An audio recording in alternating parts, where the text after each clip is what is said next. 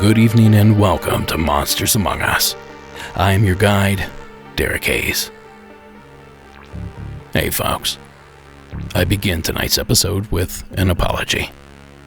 There will be no new episode this week. We spent the weekend and all day Monday with friends here at the lake and later in wonderful Palm Springs. So long story short, I ran out of time. But I did dust off the previously unlocked and previously Patreon-only episode, Monsters Among Us Beyond number 53, for your listening pleasure. And for those Patreon supporters, there will be a brand new Beyond episode this evening. An episode full of ghosts, premonitions, and strange screams in the forest. So to catch that episode, head on over to patreon.com/Monsters Among Us Podcast. Or just search Monsters Among Us Podcast in the search bar. $5 a month gets you instant access to tonight's bonus content, plus 60 plus more episodes. And you can cancel at any time. Now without further ado, I present to you Monsters Among Us Beyond, number 52. Already in progress. But we're back here in the studio now. And it's time to get spooky. But as I often do when I'm pressed for time, I'm relying on an old trick that I came up with in the first season. This episode's also going to be a grab bag. Now, I cheated a bit on this one. These are all pre-listened to, these are all edited down. But I haven't written anything for any of them yet. So instead of sitting down and laboring over a script, I'm just going to spit out my thoughts as they come.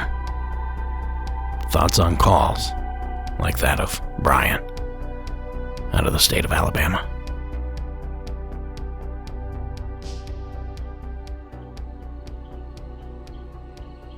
Hey Derek, my name is Brian. I'm from Mobile, Alabama, and this is where this story takes place.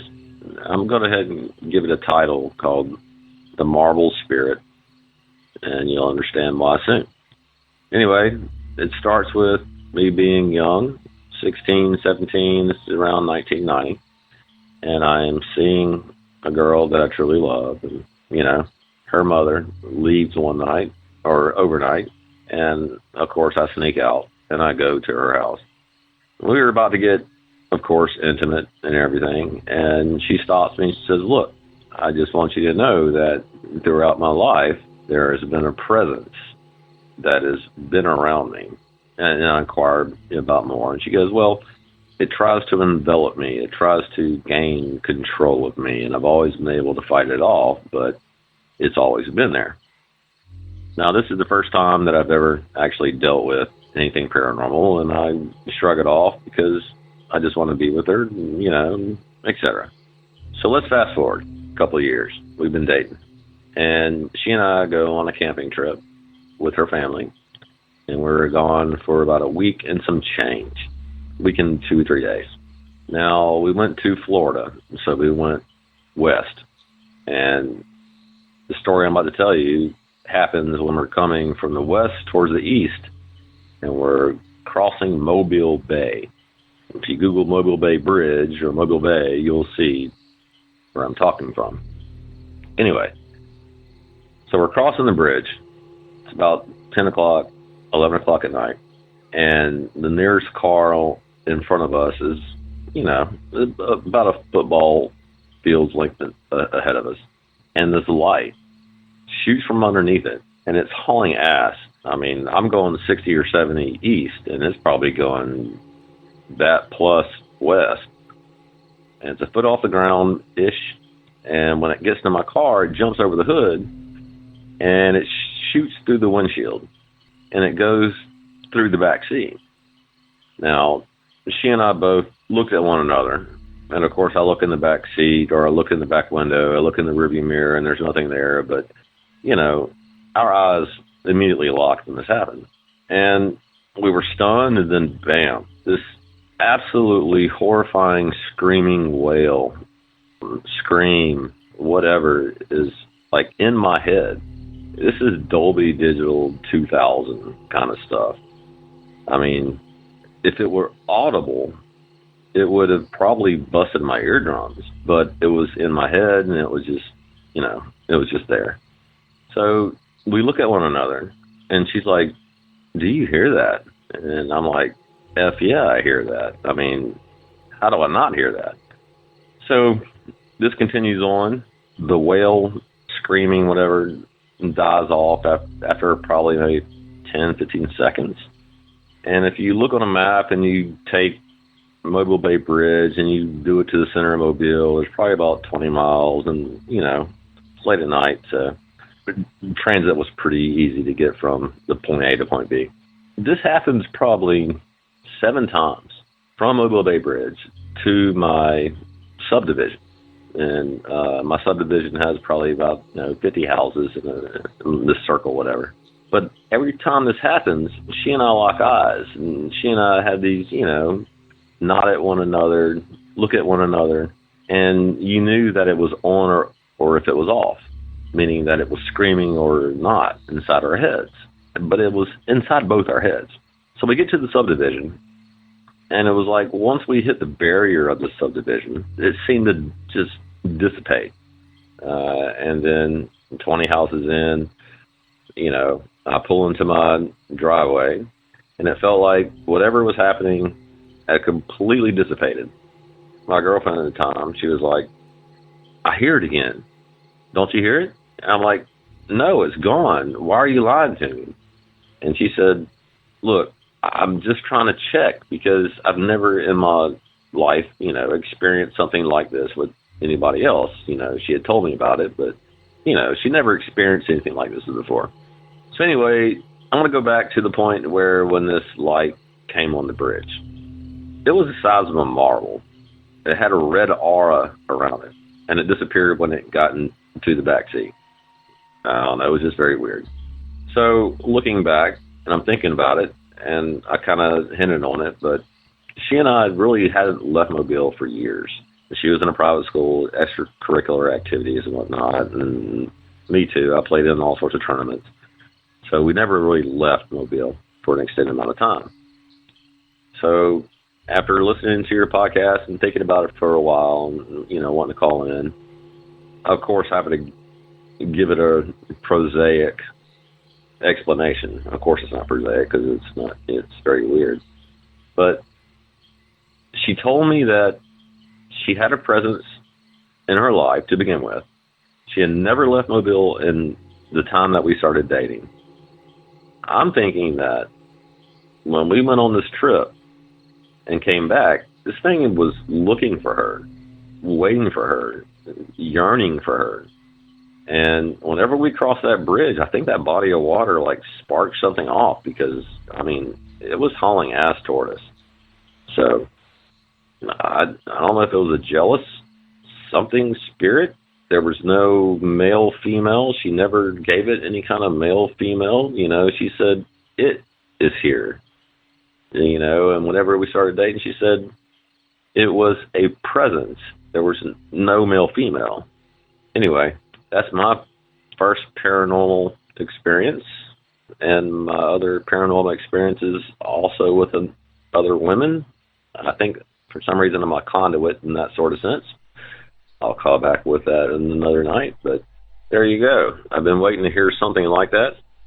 I'm currently, again, season 5. I'm trying to catch up. It's going to be a while. So if you do play my, my story. It'll probably be a year and a half before I get there. But like everybody else says, man, awesome podcast. I played in front of others, and pretty cool because when I do, they open up and I get some cool stories too. Peace. Talk about excess baggage. That's a tough pill to swallow, no matter how level your skepticism is. But it sounds like you handled it pretty well, Brian, so kudos.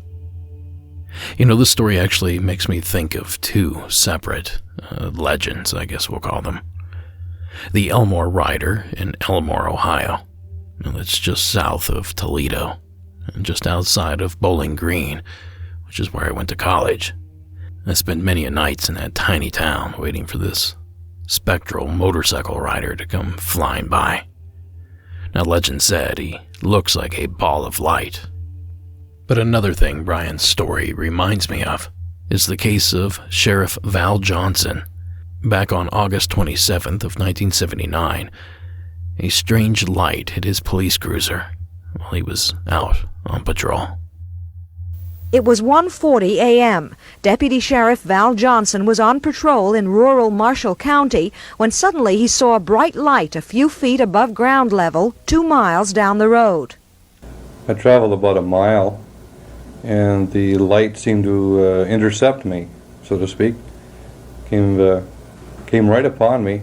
It was painful. The light was extremely brilliant and painful. I closed my eyes and I heard the sound of breaking glass, and that's the last I remember. Whatever it was came extremely fast. He didn't have time to be scared. He doesn't know what it was. I have no idea. It's truly unexplainable to me, or unknown to me. Johnson was unconscious for 40 minutes before he radioed for help and was taken to the hospital. A doctor and later an eye specialist confirmed that Johnson had suffered mild welder or flash burns to his eyes. Even stranger, both Johnson's wristwatch and the electric clock in his patrol car had mysteriously stopped for 14 minutes. I found that clip while we were listening to Brian's story. But if you're interested, there's tons of coverage on YouTube. And I know I've mentioned this in the regular feed once before, but I think you can see the parallel. Oh, and that clip was courtesy of the Minnesota Historical Society. Now, it seems that many people lean alien, at least with this Val Johnson case. But it sounds like Brian is leaning more ghost. Regardless, the reoccurring phenomenon Brian experienced makes me think others out there may have seen the exact same thing. So if you did, please give our hotline a call at 1-888-608-NIGHT. That's 1-888-608-6444. Well, thanks again, Brian, for taking the time to share. Now it's time for this week's rebuttal. And for this one, we head up to the state of Montana, where Corey has some information he'd like to bestow upon us. Hi, this is Corey from Montana. This is not a cryptid story. It's just an insightful reply to the nice lady that was told to turn around at gunpoint on the Wyoming highway. My entire CDL career has been basically Montana, Wyoming, Colorado area. And the one thing that you'll note a lot around this area is military activity and nuclear movement. You know, if Montana and Wyoming seceded from the Union, they'd be a very powerful nuclear country in their own right. But when it comes to their transport and their activities, they do not play around. Being told to go away at gunpoint is fairly common. For instance, I used to run to Great Falls, Montana a lot, and you'd get stuck behind these military convoys, and it's agonizing. You're doing 50, 55 miles an hour in a 70, 75 mile an hour zone, and you can't pass the guys. And I got a little impatient one day, and a lot of times when they're moving nuclear stuff, they'll have two semi-trucks surrounded by armored trucks with guns out of the top. And, you know, you basically got a decoy truck and then a real truck. And I tried to pass them on a hill one day, and you know, you get in a semi-truck and you get a little bit of an ego behind you, and I'll tell you what, that goes away real quick when you get two 50 caliber machine guns pointed at you. Those armored trucks, you know, there's 4 or 5 armored, not the Humvees, they got a different armored dually truck now. Kind of looks like a cargo van. but they will moving roadblock you in 2 lanes and slow you down away from the convoy with their giant 50 cal machine guns pointed at you. And they don't need to say anything. You get the message real quick. So needless to say, I was a little bit behind on my schedule that day, but I just wanted to say that although sure it could have been something on the outer brinks of creatures or UFO stuff. In all honesty, it was probably just a military operation that got blown over in the wind, because it is not uncommon to get 100-mile-an-hour gusts of wind in Wyoming. You can look it up. The wind, some of the windy areas in Wyoming are insane. It's very common to get a truck blown over. And like I said, if that were to happen with something sensitive, yeah, they'd shut the whole road down without even thinking twice about it, and then make the Wyoming Highway Patrol do their grunt work, basically. So, yeah, I just wanted to call in and tell you that. So, that's a realistic possibility of what happened to those people that day. Thanks. Thanks, Corey. I was unable to find the call that he was referring to. But from my recollection, it was a woman driving down the freeway, the highway, the interstate, if you will, somewhere in Wyoming. And she came upon a roadblock, and there was something, I think as Corey mentioned, leaning over, laying in the grass, as she thought might have resembled some sort of craft. But the meat and potatoes of the story was that she was forced to turn around at gunpoint, I believe, which understandably rattled her. It just goes to show you that these calls don't have to have a monster to terrify you. And it just makes you think that this could literally happen to any of us. It kind of just goes to show that sometimes with these calls, you don't need a monster at all. Everyday life can be terrifying enough. Thanks again, Corey, for setting us straight. Now then, this next one takes us to the state of Pennsylvania. Lauren, the mic is yours. Hi, Derek. This is Lauren. I'm calling from Lancaster County, Pennsylvania, and I just wanted to call in with a weird sighting in the sky that I had. I was out about 2 weeks ago walking my dog. It's about 10 o'clock at night, and I live out in the country, so there are not a lot of street lights or anything of that nature. Now, I do live within 30 miles of an airport, so I am fairly used to seeing different kind of aircraft and what their lights look like at nighttime. I've seen it a lot before, so I kind of had to take that into account for this. I was out walking my dog. It was, like I said, it was a little later at night, and I looked up into the sky and saw this giant triangle of light, and they were bright orange lights. So I knew they weren't like a star or anything of that nature, because it just wasn't the right color, and it didn't move. I was walking my dog kind of around the back roads where I live, and it never moved the whole time I was out walking my dog, which was about 20 minutes. And right before I finished up and was taking my dog back inside, I decided I'm going to check and see if it's still there. I was going to get my brother to come out and see it. And I looked, and it is just gone. Like, gone, nowhere to be found. It didn't move to another place in the sky. It just disappeared from where it had been. I hope you like the story. I have a couple other spooky stories working in healthcare. I'm going to call in, and thanks so much for everything you do. Bye. Thank you, Lauren. You know what I really like about this case is that this craft, or whatever this thing was, sat in that position for, like Lauren said, some 20 minutes. Then it disappeared. Now, typically when people see something strange in the sky like this, I instantly think that they're misidentifying some sort of planet or star or something like that. Then from there, I start chiseling away at that theory. And here, in this case, I don't see how Lauren could be staring at 3 points that suddenly disappear. As far as celestial objects go, that's not really how they work. So I think all of that lends a lot of credence to the claims that Lauren made. And we've certainly heard our share of strange triangle craft here lately. Well, thanks, Lauren, for adding your submission to the pile.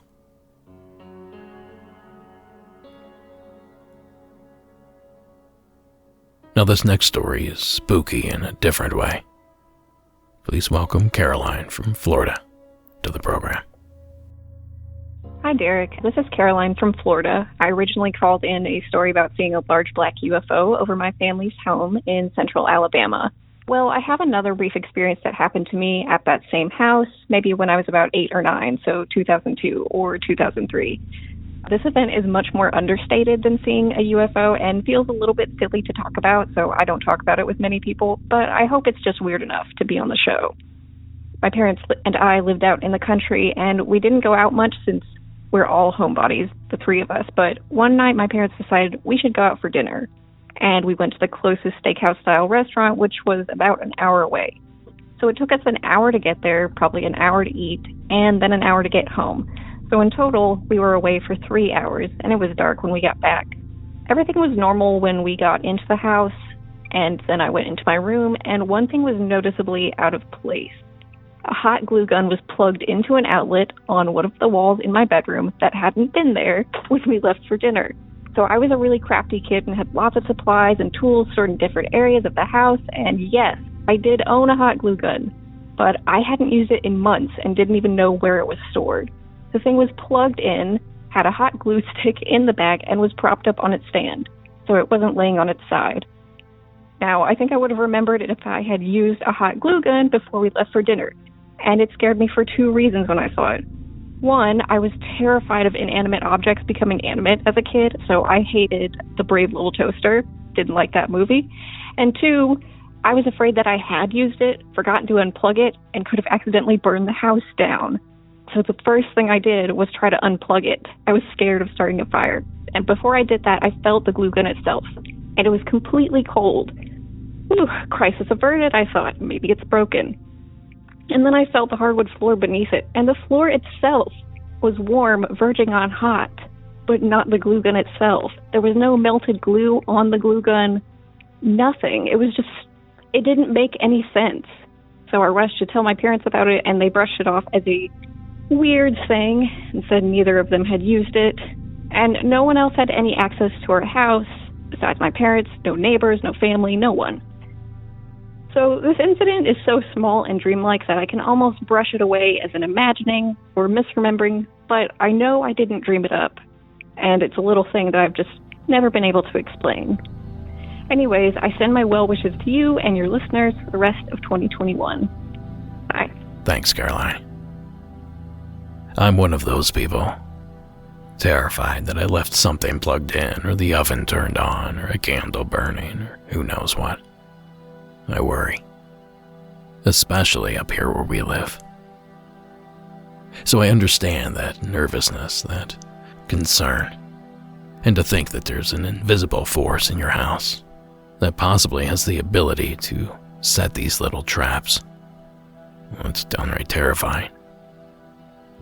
Getting haunted is one thing, but burning the house down is another. But thanks, Caroline, for taking the time to share.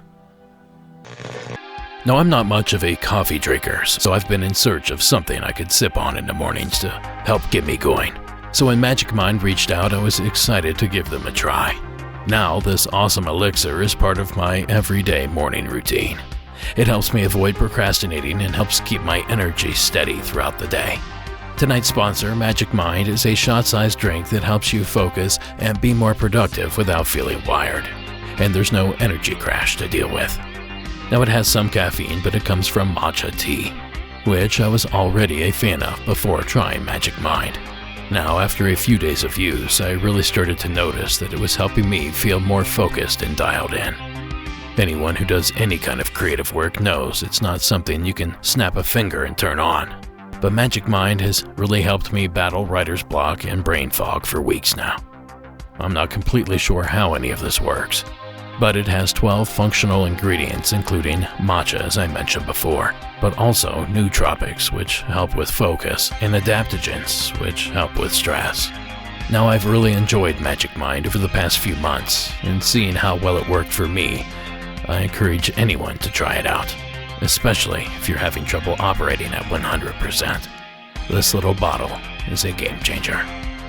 So if you'd like to give Magic Mind a try, head over to magicmind.co/MAU, and you can use my coupon code MAU for 40% off your first subscription, or 20% off your first one-time purchase. My 40% code only lasts 10 days, so don't delay. And the best part is Magic Mind has a money-back guarantee, so you really have nothing to lose. Again, that's magicmind.co/MAU for 40% off your first subscription or 20% off your first one-time purchase. There's also a link for you down in the show notes. Now, as always, supporting our sponsors supports the show, so thank you for listening. Now back to those weird scratches you just found. Well, you guys better bust out that night vision, because you're gonna need it for this next entry from Cody in Pennsylvania. How you doing? My name's Cody. I live in the Lancaster, Pennsylvania area, calling to give my little story about Sasquatch I witnessed. I'm not sure exact month. It was about February. It was probably about 9:30 at night on a winter's night. There was a lot of snow that fell throughout the week. We were out spotting deer in our vehicle, and we came to this open field where there was woods in the background. And I was spotting, obviously, for deer. We know how their eyes light up red, but they have like a little glow tinge to them. But when we first started spotting the field, there was power lines in the middle of the field, and we could see these tracks going out, but they were big tracks, like big feet. And I didn't want to make the assumption of that, but it was just weird. They were very widely spaced out. They were like big tracks. It wasn't like snow because it was all in line, like something walking way out into the field. You could see it go out towards the woods. And as we drove down the road a little further, there was a wood line probably, I don't know. I couldn't tell you. It wasn't super close, but it wasn't super, super far away. And I was taking the spotlight across the woods. I came across these two beamy red, like bright red eyes. They had no glare, no nothing. And it was probably, judging we went by there in the daytime, and there was trees in the woods, but judging it was probably a good 6.5, 7 feet tall to the one tree that we could see in the daytime about where the eyes were. But all we could see with the spotlight in the darkness was two beamy red eyes, and it wasn't like a reflection of anything out there, because it would like blink once in a while. And I know, like, I brushed it off, maybe it wasn't, but we spotted so many deer in the years since that we have never, ever, ever came across any deer that had beamy red eyes like this. And with how tall it was, I drove by that spot many times in my life because I drive by there weekly plus because we live in this area. And where it was and where the tree line is, it had to be at least 6.5, 7 feet. And it made me even more believe I had my suspicions about Sasquatches or Yetis, but all I could see was the eyes, and then the tracks in the snow. It just put two and two together, and it was one of the freakiest things I've ever experienced. And I don't know. It's hard to explain in this day, but me and my wife both seen it. It wasn't just one person. We've tried to experience it days since and years since, because this has been now probably about 5 years plus. We've never ever had any experience like that again, and it's a freaky experience. But that's my story, and I just wanted to put it out there. But thank you. Bye. Thanks, Cody, for sharing. Now, your encounter sounds pretty extraordinary, but I will remind you to stay a bit grounded here. Always keep in mind that this could be some sort of creature on a limb on a branch. Specifically speaking, an owl. The creature has rather large, wide-set eyes. It also has a tendency to perch in branches and stare into the night. So I have no doubt, Cody, that you saw some sort of strange eye shine. But like I said, let's keep owls in the equation. Otherwise, Pennsylvania, and specifically that area of Pennsylvania, has its fair share of Sasquatch reports. And I didn't realize it when I put these calls together, but both Lauren and Cody's calls stem from Lancaster County. Maybe there's something weird going on over there.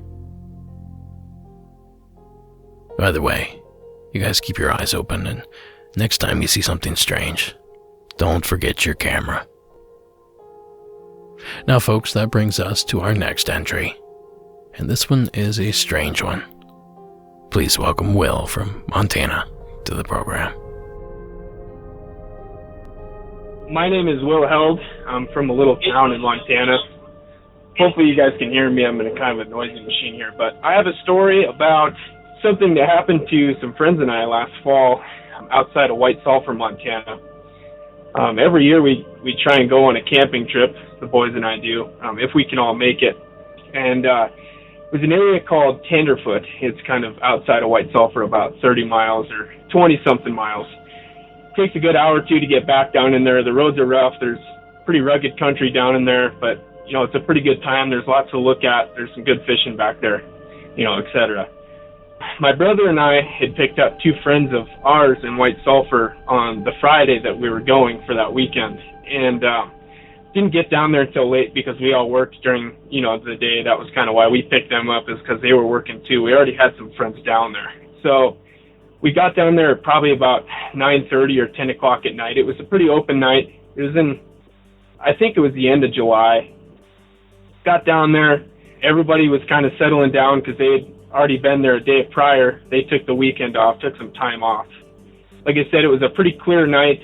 We did some drinking, not too much. I don't drink a lot myself personally. My brother was with us, and we were all staying in hammocks, and I had one friend sleeping on a cot out in the open by the trees. There was some tree cover above our camp, but there was like a little grazing area for some cattle that were in the area right across the creek. So it was pretty open on one side, kind of a little valley where we were at.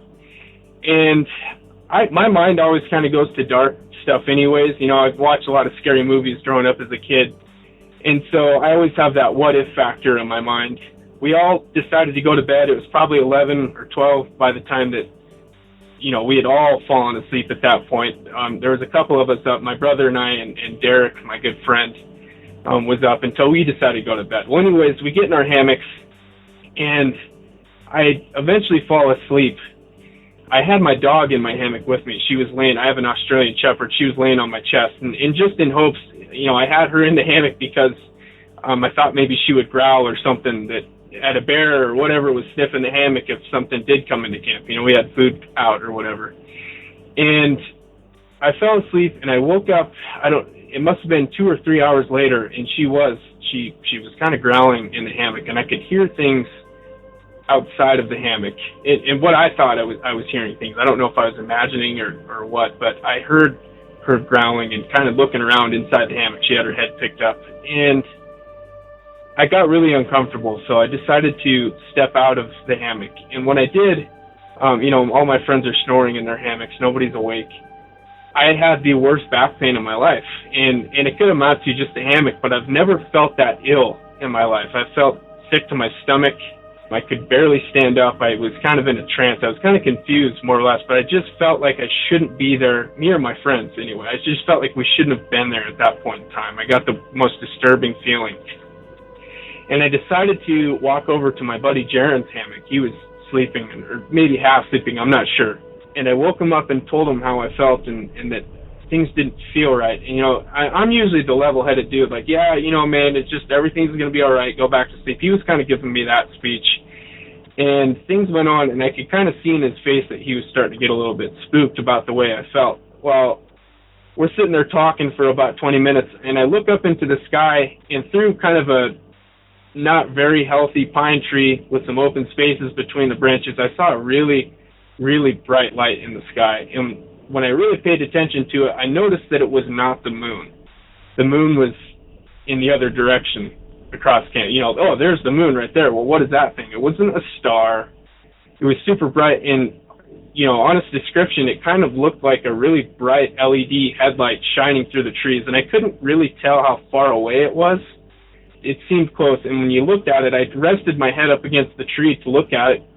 It was kind of swaying back and forth, and so it was starting to get a little bit spooky to me. Jaren's like, dude, you should just go back to sleep. Everything's going to be fine. I said, well, Jaren, look at this light that I'm looking at here. Just look at it. And he sat up out of his hammock to look at it. And I kind of saw it set into him a little bit too, like, oh, that is pretty weird. So I'm sitting here not really believing what I'm seeing. And so I walked over to my friend Derek's hammock to wake him up. Me and Jaren are up at this point. He got out of his hammock. He's a little bit spooked out, just because we couldn't really logically look at what we were, or explain what we were looking at. And it didn't make any sound or anything like that. It just sat there and floated. It almost looked like just a really soft but bright orb floating in the sky. And there was a bunch of tiny little lights flying in and out of it. When you really paid attention to it, they looked a lot further away, but it looked like they were flying right in and out of this light. And so I woke Derek up, and he's the kind of person that really doesn't like to be woken up. He likes to sleep, doesn't like to be messed with in his sleep. We all kind of know that kind of stuff. But he woke up because I know he's kind of interested in the same thing. As kids, we're like, man, how cool would it be if we seen a UFO in the sky or something like that? And so I woke him up just because of that.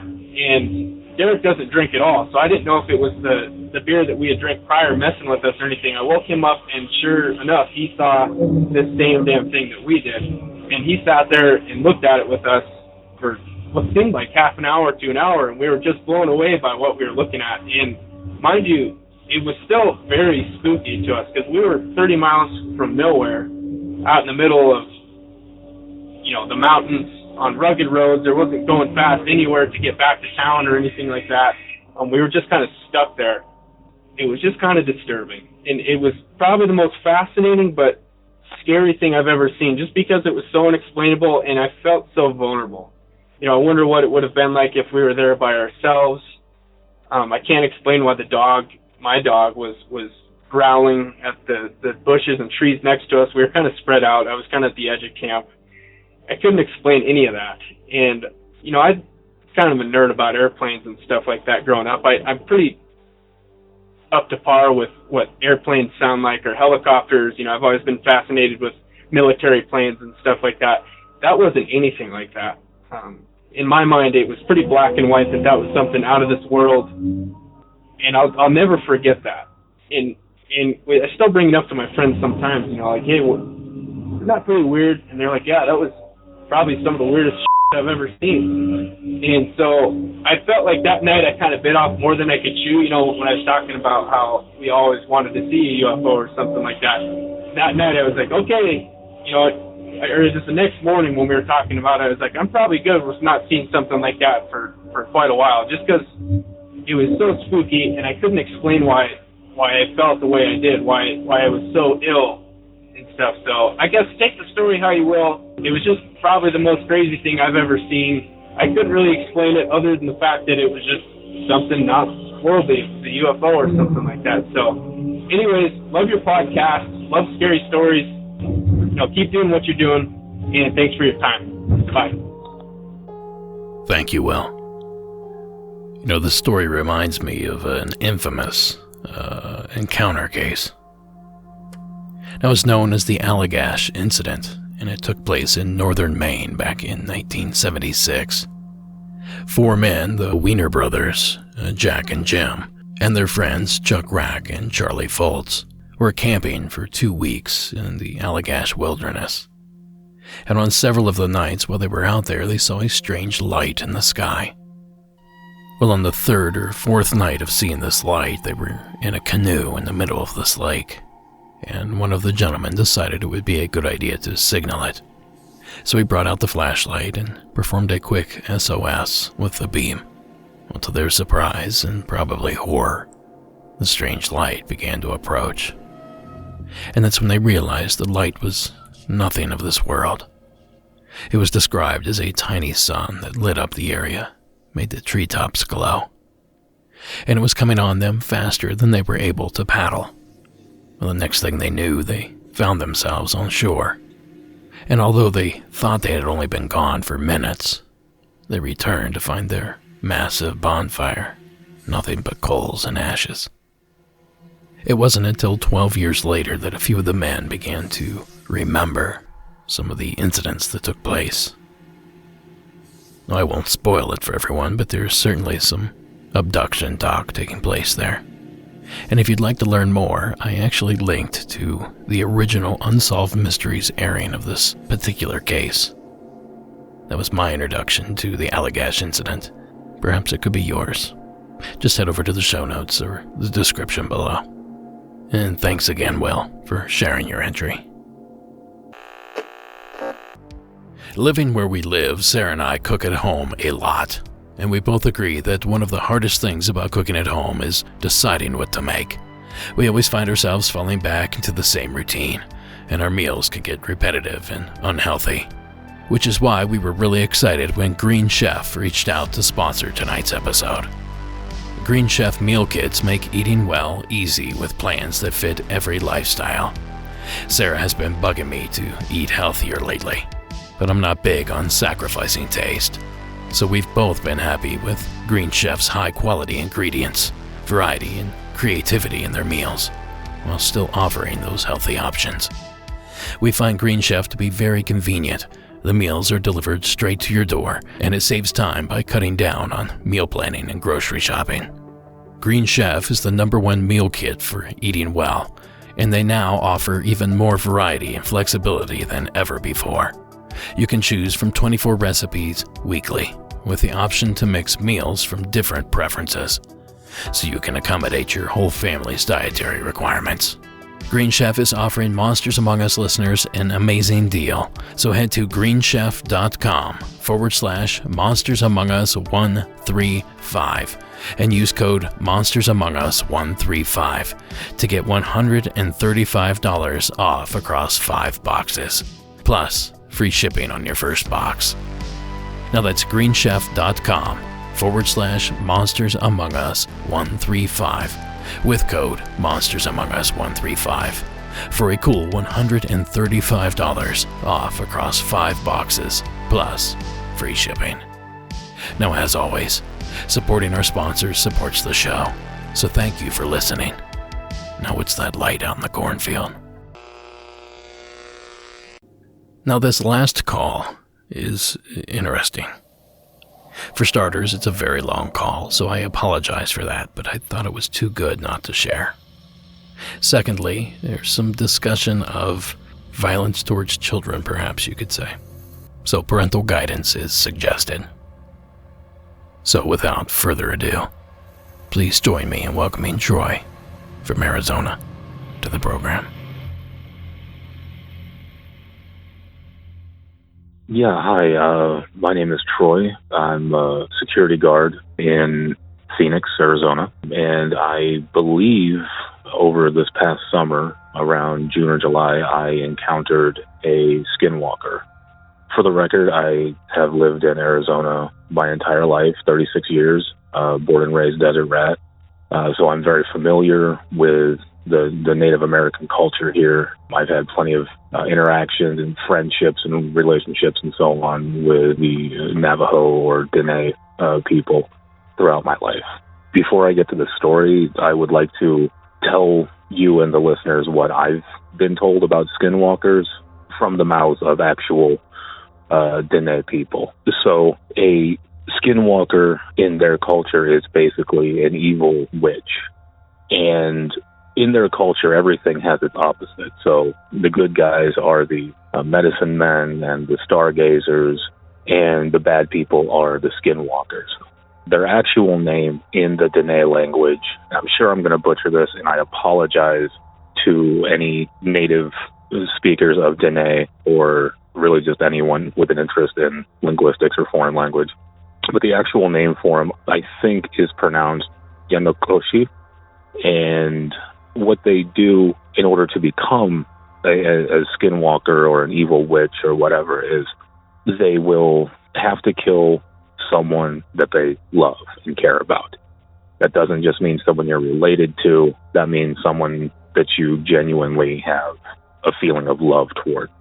Another thing that they do is they desecrate ancestral burial grounds and or the bones of their ancestors. I think that that's supposed to be the Anasazi. I think they're supposed to desecrate Anasazi burial grounds and bodies or skeletons or whatever. How they use their magic on people is they will carry with them a bag of some sort. I don't know if the type of bag has any significance or not, but within that bag is powder. And the powder is composed of the ground up remains of a stillborn baby. The reason for the Skinwalkers having that little bag of ground up stillborn bones or remains is that that's how they actually place their curses on people. They'll sprinkle it like on the rooftop of their hogan or their house. They'll sprinkle it on their windowsill or doorstep or whatever. It's almost like gopher dust or gopher powder in the voodoo and hoodoo religion. So that right there kind of plays into the whole Navajo thing and how this is very clearly an evil person.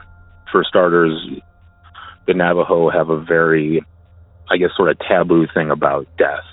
I had a native religions teacher who was Navajo, and I think he said that if someone dies in a house, that family will vacate the house and they will never, return. It's just a very taboo thing.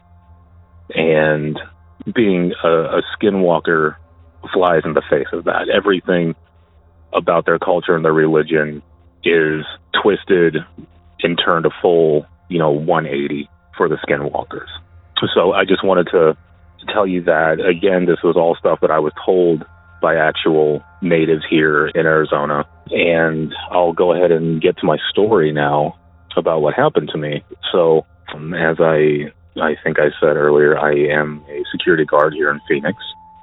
And I've been doing it for now almost a year. And this happened, like I said, over the summer, June, July, somewhere around there. What had happened was I was assigned to this property that I went to every day of the week that I worked. That was my first property.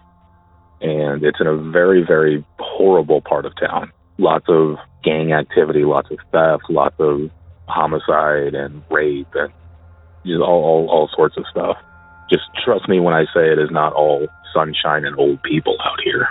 But everyone at this apartment complex that I patrolled at was incredibly friendly. I don't recall having any problems with any of the residents there. It's low income, lots of refugees from Southeast Asia, Africa, and lots of people that just can't really afford anything else.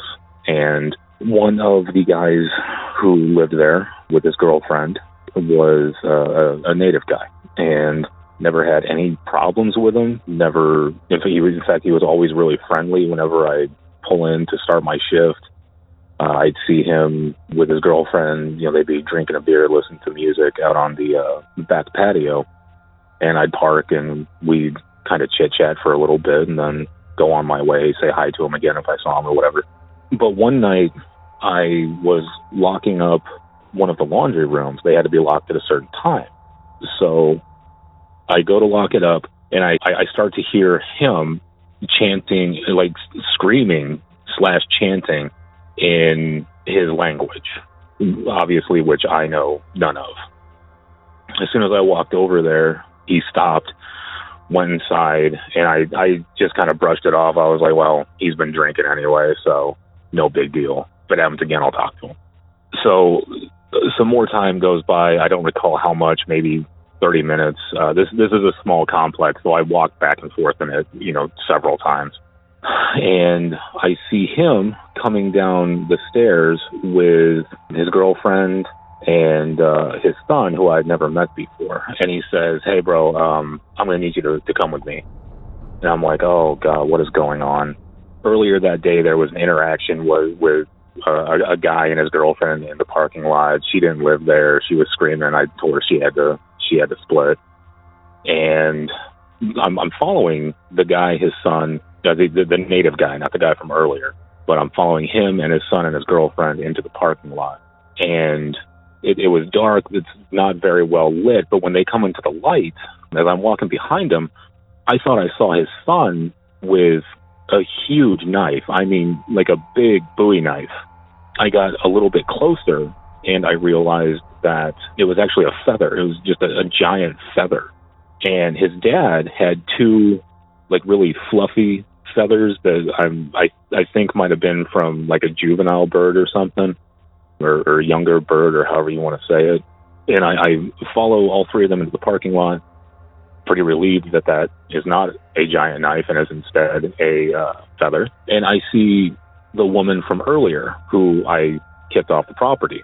She was there with one of her sons that was maybe 10, and a kid in a stroller who, I mean, 1 or under, you know.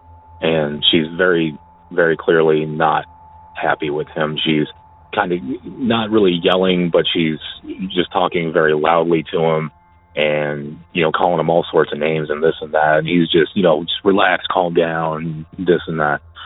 And he goes with those smaller feathers that he has, he goes over to that stroller that her baby is in, and he starts saying something in their language that I, again, very obviously do not understand. And she starts freaking out. She's like, you get the hell away from my baby. You don't do that to him. And I'm going to kick the shit out of you, and so on and so on. And how dare you do that to my child? And his son with the bigger feather is doing something to the older boy, the one that was about 10 years old. And he stands up after she almost gets physical with him, almost starts pushing him.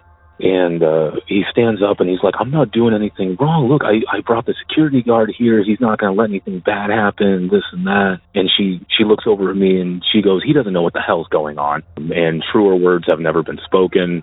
I have, at this point, no idea what I'm looking at. And she says, if what you're doing isn't bad, then I want you to do it to her belly. And she pointed to his girlfriend, who was pregnant at the time. He's not having that. He was trying to play it off, trying to deflect. He's like, no, this is for your baby. This is for him. It's not for mine, and this and that. And he's trying to play it off. He's doing everything he can to not do it to her stomach. Is what I'm getting at here. He's trying his hardest, and eventually he steps over to his son and whispers something in his son's ear, and then the son goes over to her stomach and starts rubbing the larger feather on it. And he kind of, I don't know how to say it, he kind of snapped, he kind of snapped out of it. It was almost like he was in a daze, and then he like woke up, you know, and he freaks out. And he says, he's screaming, he's like, no, I'm not doing this. You know, Dad, you're still evil. You're still a horrible person, and I'm half Christian, and I can't do this, and just on and on and on. And then he takes off running. Girlfriend and the dad are telling him to get back over there, you know, or get back over here, this and that. And then the dad takes off after him, and I'm kind of left in this parking lot with some crazy lady and her kids. The girlfriend went upstairs, and I'm trying to get the crazy lady to leave the property because I already kicked her off once. But at the same time, still trying to be understanding that, you know, something very bad just happened here, I think. So I finally was just like, I'm not, okay, whatever. You're just some crazy, you know, whatever in the parking lot. So I go taking off after the guy and his son. I couldn't find them. And they're both, I'm not trying to be mean. They're both pretty big people. I'm not the smallest person, but I'm pretty sure I could have outrun them, and catching up to them shouldn't have been an issue. They were nowhere on the property. They were nowhere outside of the property. They took off towards one end of the property.